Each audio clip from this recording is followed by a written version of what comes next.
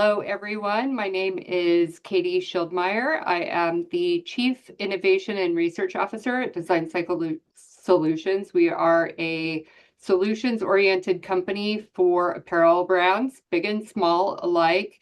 We cover the gamut.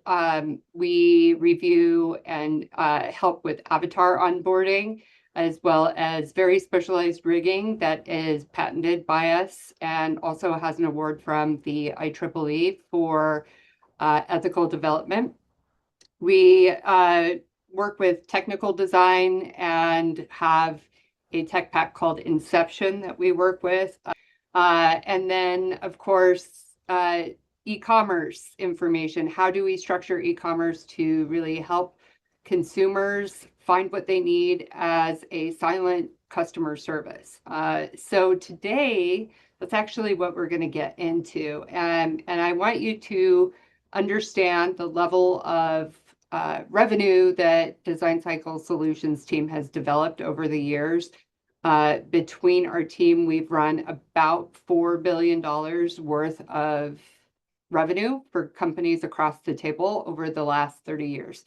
So we definitely understand what we're doing. We understood the market before technology, how technology has enhanced it, and where do we go from the point of AI, generative AI, and how we input information so that we can get better outcomes. So today we're going to be reviewing the language of fit. How is it conveyed on websites? Is it easy for consumers to find what they need? And next steps for what you as a brand or a company need to review in your design of the website. So without further ado, I'm going to jump right in and show 3 websites. Now, keep in mind, we analyzed over 2,000 different companies. And across the table, we found 85% of those companies were not delivering language of fit. They were delivering a language of style, these are 2 very separate things. And then finding any kind of size table or fit information for those brands was also a little bit sticky. And this is going to be a lesson on kind of what we saw, what we've experienced, and what not to do maybe. So I'm going to share my screen and show a few websites, and we're just going to review those, okay?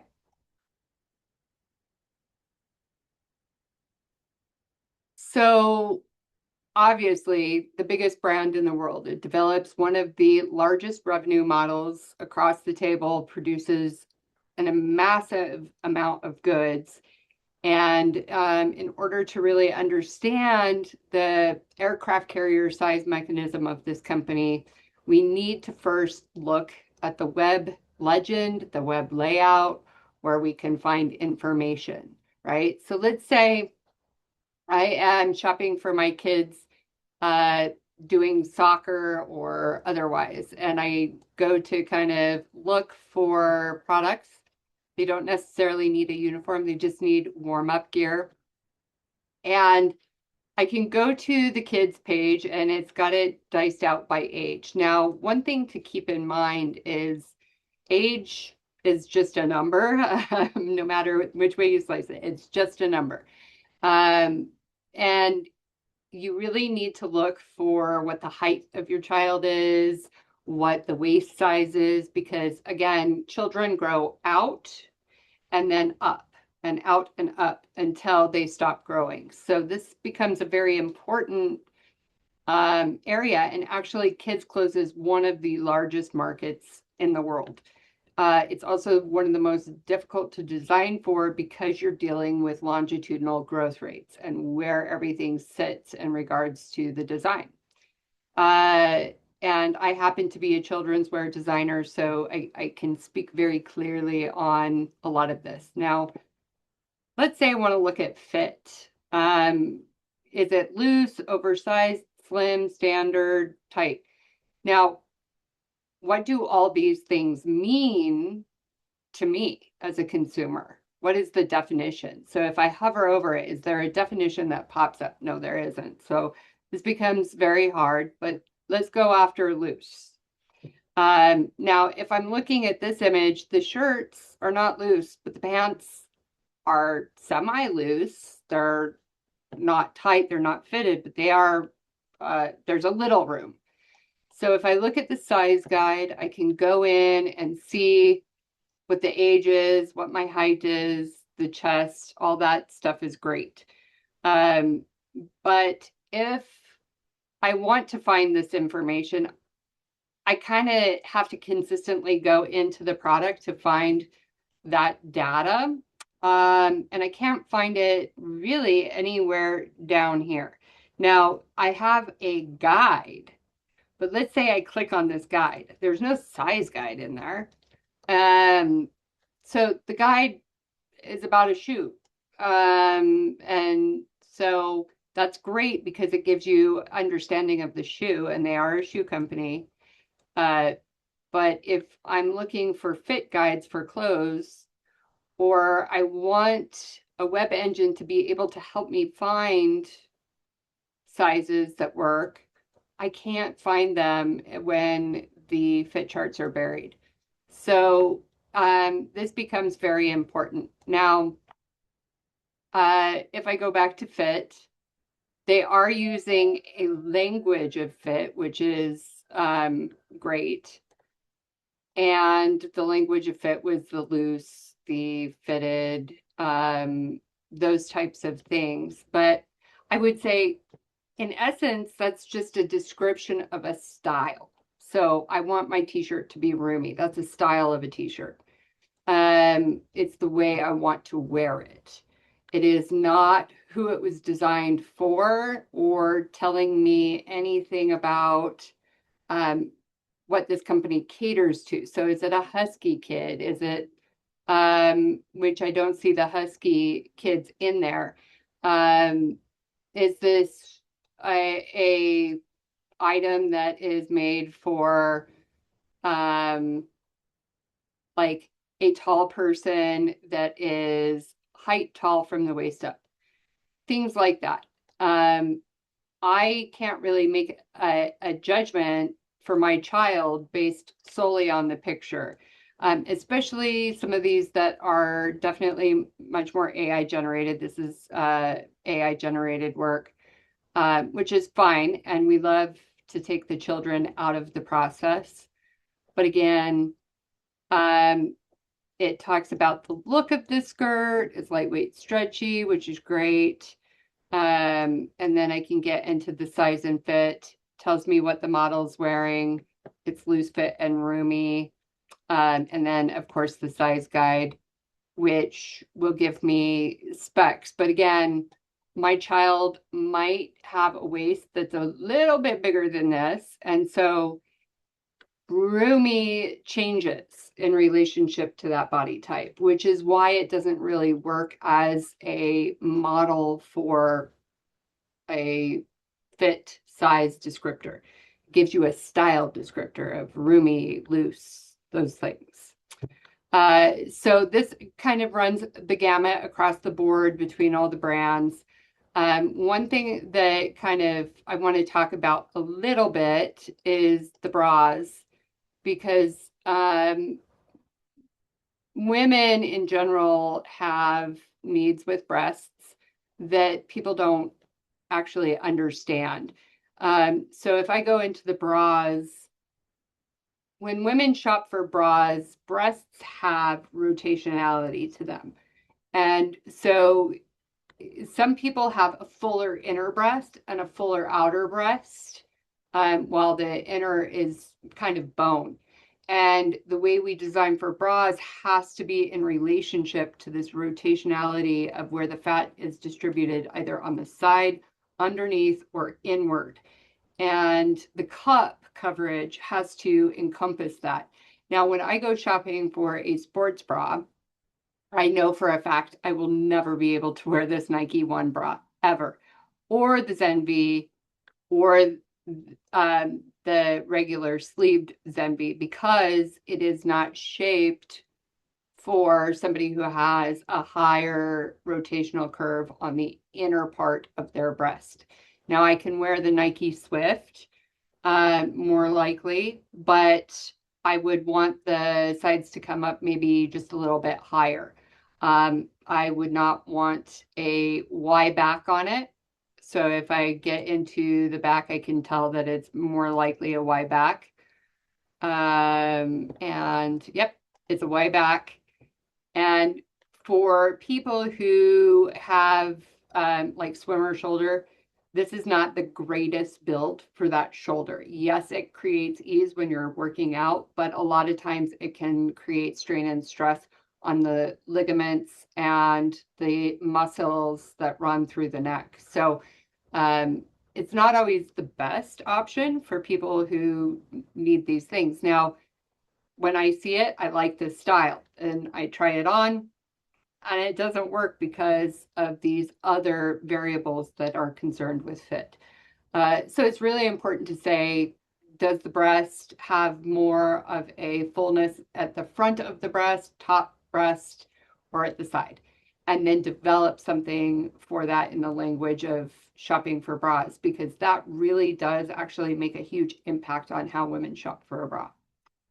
Okay, so then the next brand that really always had a wonderful website in regards to like fit language, fit structure, who it was designed for, has really changed their structure. And I think some of it is a follow the leader mentality, along with a little bit of an AI assist in the web development process. So let's get into the Fit Finder tool. And again, it's talking about a skinny fit, a straight fit, a baggy fit, boot cut, wide leg, all fits. Well, that's actually a style of a jean.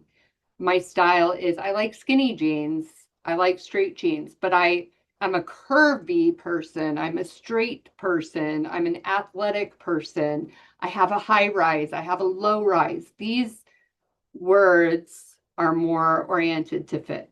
Am I a curvy body?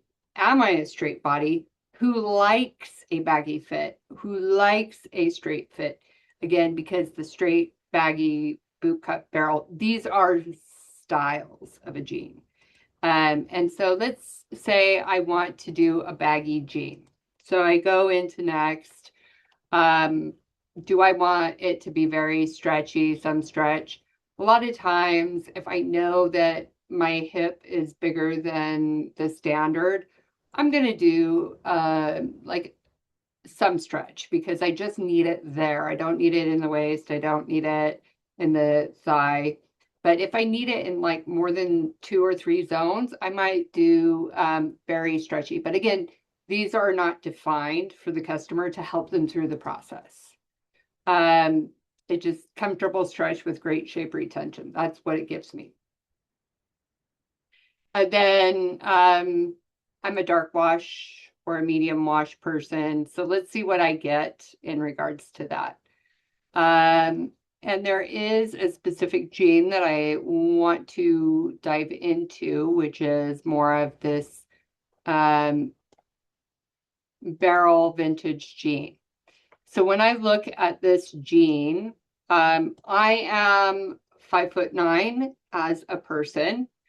And if I'm looking at the details of this model, she is the same height as me. Now I'm about a size 12. So for me, I can't really see myself in this in regards to the sizing because it's on a person who is a size 0. So size 0 to 12 is a very big difference. And again, it's got a 27-inch inseam. Now, this jean already rides low on her hip. It says it's a high-rise jean, but a high-rise jean actually would sit higher up on the waist. So it would sit closer to probably 2 inches higher than where it's at. And then, but it doesn't define what that rise is. Now, for me, I'm a high rise person.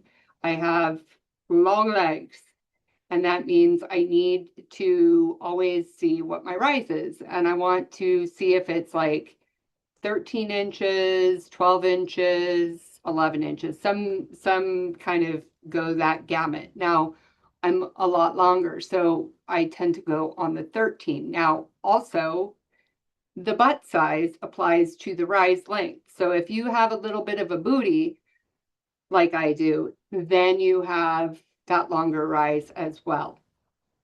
And then it's got, things like the style oriented things and the tummy smoothing technology, which is more internal mechanisms that we use to smooth out that whole front section. But ultimately, I still don't have all the information. So what I'm going to do here is do a bracket buy. That means I buy the size up and the size down. And then I've spent $160 roughly for each pair of jeans. So, that's $320 for me to figure out if the one pair work.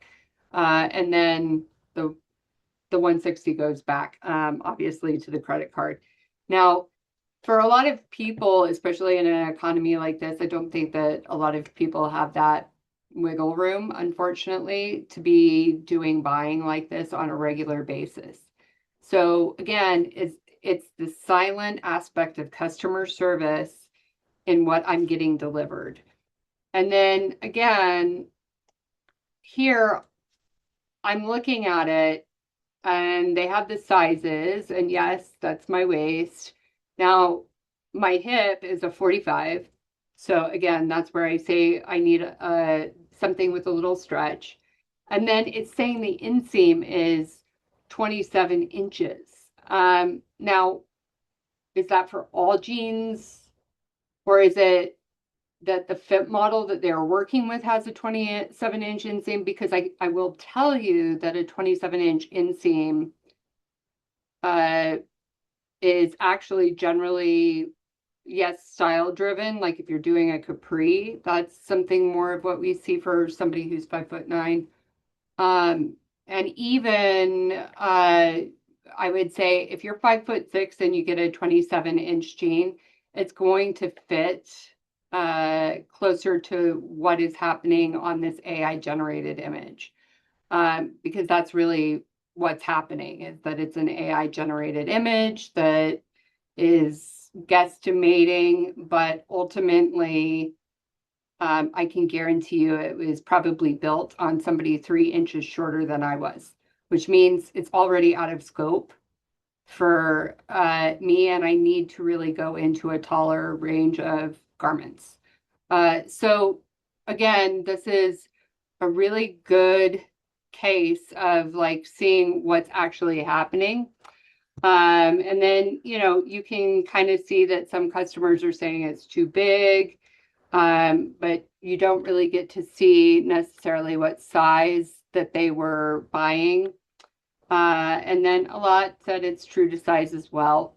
So the review portion is extremely important, but also like I only have 6 reviews to go off of. So there's a little bit of an issue there. I'm not really getting depth on that review. So it's just very important to understand that when you're servicing customers, you also need to say something about the height. Like this was built for somebody who is 5'6", and generally speaking, once you're out of a 2-inch ratio on that, you really have to step into a tall range or a short range like a petite. So that's another aspect of this website that I'm not quite in love with. Then there is the Denim Fit Guide. So let's open up the Denim Fit Guide. And again, it takes me right back to that cycle. It's not giving me a chart to go with and look at the scope of measuring for that garment, or is it just in general that they're using like one fit model to cover that range? Or is it more like Levi's where they work with like 5 or 6 different body types? So this becomes the question: is Good American only made for one body type? And If so, then define some of that or define a range. And again, our avatar system that we have, actually, I call it the 6-in-1, because you can have a size 8, but then see through our specific posing systems how a curvy 8 might work, or you can adjust the curvature of the hip to be higher or lower. You can also separate the butt cheeks, and it's a fully patented system. But again, we've also won the awards from PI Apparel and from IEEE for the work behind it. So if you're interested, you can always drop me a line in the comments. So let's go into what a really successful fit chart looks like. And out of 2,000 websites, including Dior, Givenchy, Chanel, all of that, the one that I feel informs the consumer with great detail about whether or not something's going to work was one company. And that's quite considerable. But it's Oscar de la Renta. And Oscar de la Renta is an American brand. They tend to dress all of the president's wives. They're very good at what they do. But also, when I go to their website, I can find everything extremely easy. I'm not struggling to understand what it is they're doing, right? And I can go to the garments and click on the garment. And when I go to the size chart, this is a size chart. This tells me a lot about the details that they are paying attention to. They pay attention to the details. I'm a person with about a 25-inch arm length. So I can see my arm length works. Now my bicep is about 10 5/8. So I know I'm right in there. Now my bust to waist ratio is very different. So I have about a 40-inch bust with about a 32 waist. So I'm actually more over here in my charting, but I can at least understand like the widest portions of my body I need to fit for. So if I'm looking at like even the front neck to natural waist, so like how tall I am from this part of my neck to my actual waist where I bend, that's 15 inches, and I'm a little bit longer than that only because of my bust depth. Like that extends the length to be closer to 16. But I can see that the back is long enough. The natural waist is right there. They give me both a high hip and a low hip. Now, this is very important because some people are more like pear-shaped at the very lowest part of their hip and seat, like where the thigh meets. And so they're kind of like a point, and then it goes into the thigh. And that person may have a very small high hip off the top, and they've just like their biology places the weight into that zone. And so for me, it's very, very important to have this understanding, because I'm like an hourglass. My waist is small, and then I just curve out. And so I'm an hourglass, and that means I'm going to have a high hip with a high curve off the top of my waist, and then it graduates nicely into my low hip. So understanding what this is really helpful to me and gives me a whole lot of information.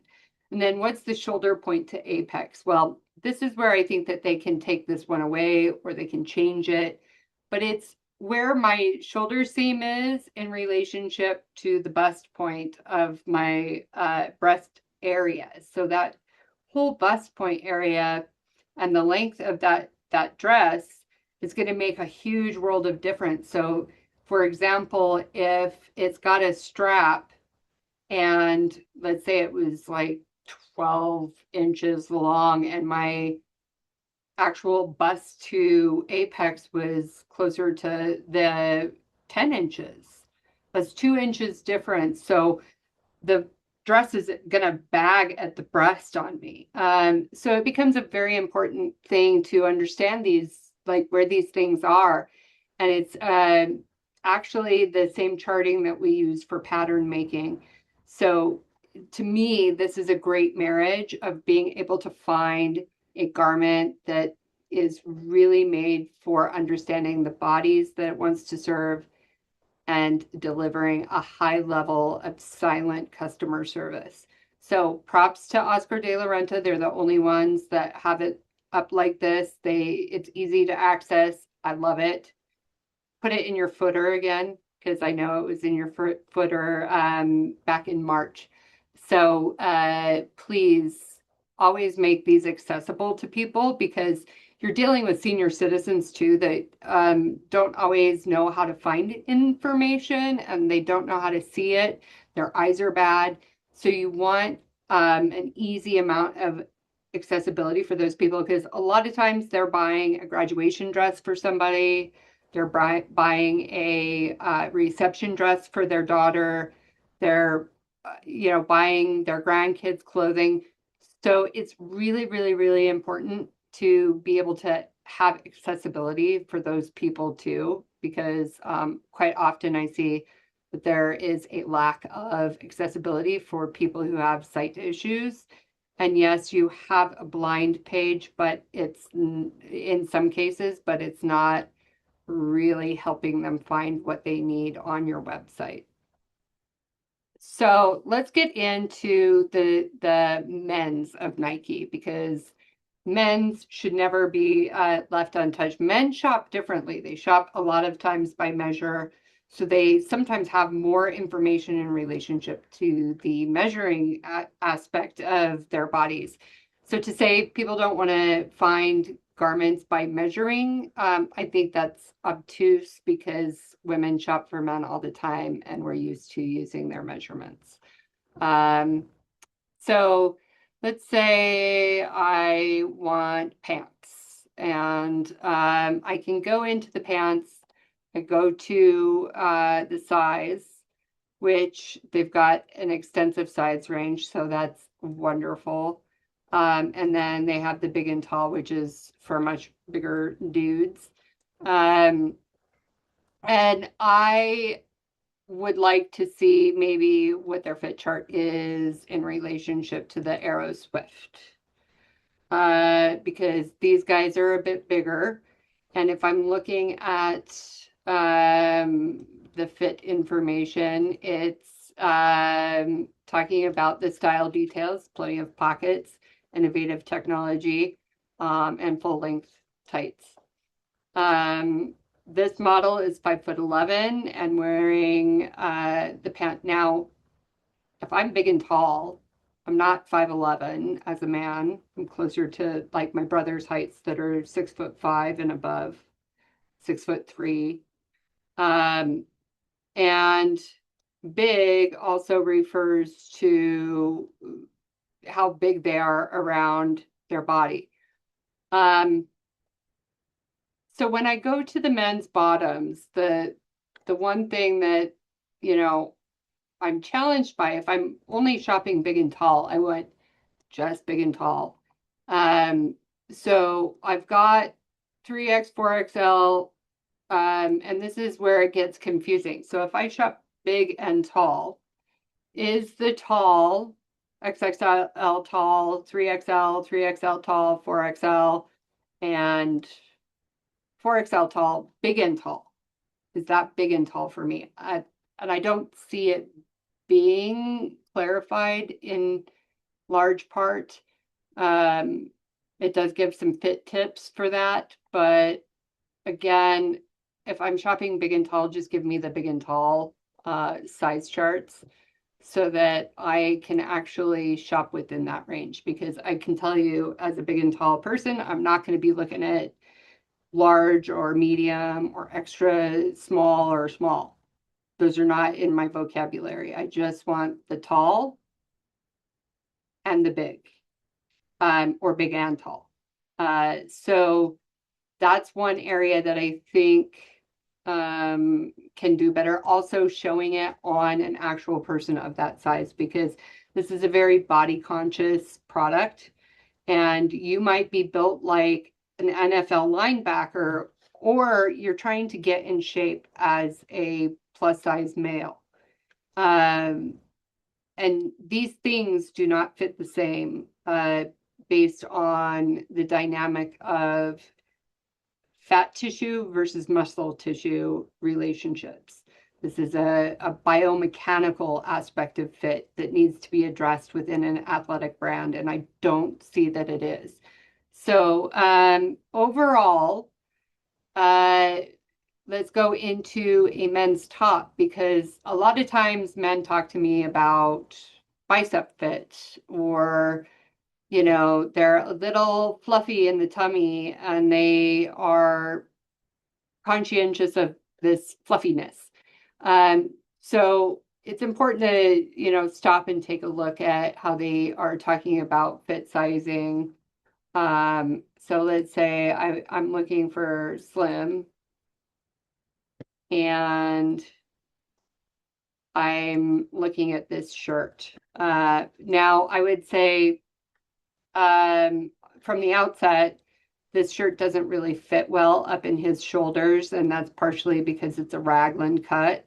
So men who have a high musculature in that shoulder zone don't always work well in a raglan cut top like this. The shoulder is not a good fit for him. But let's get into what the size chart says. So again, the size chart gives me like the specs. It talks about the tall sizes and the differential that you need. So it's the 6 to 6'5" range. And just in general, how to measure, which is we all need that. But if I see any other information about this top, I see that I can, machine wash it, all that stuff, but I'm not getting much else. Now this is on a model who is 6'1" and wearing a size medium. Based on their fit chart, this person should be wearing a medium tall, and that may be why the shoulder is not fitting the person's body. And so again, anytime you put an image like this online and say this is like the great fit, that adds into your AI slop, quite frankly. So making sure that your imaging is telling the truth to the consumer and not a bunch of pinning, or you render out an AI and get something that really is not telling the truth, becomes problematic down the line. That's one reason why we have such high return rates, and actually an escalation in return rates since the adoption of AI. So I would say, one, make your fit charts accessible down below. Get your imaging to tell the truth and deliver a little bit more data about like the bicep fit. Does the bicep work? Not just the chest, not just the waist, but like the shoulder and bicep. For a lot of men, this is a challenge. Same with the thigh. Being able to explain to people what works for a really muscular thigh. So bicyclists, crew, these are all things that I design for. And like snowboarders and skiers, these are people who have big biceps, big shoulders, and big thighs. They need the detail of information. And it's sometimes very daunting when people, especially men, just want to get a t-shirt that fits, and they simply cannot find a t-shirt that fits because there's not enough data.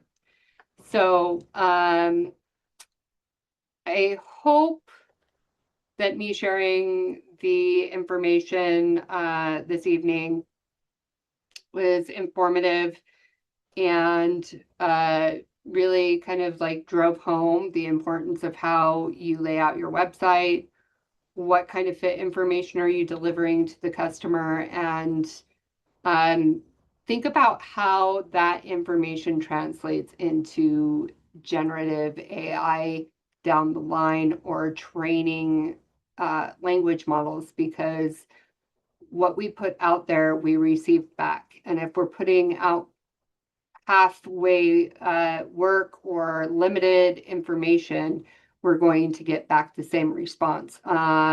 So if you have any questions, feel free to put them in the comments. Feel free to reach out to us at the website, designcyclesolutions.com, or you can find me over on LinkedIn. I'm always active on LinkedIn, and my name is Catherine Schildmeyer on LinkedIn. But I hope you all have a wonderful night.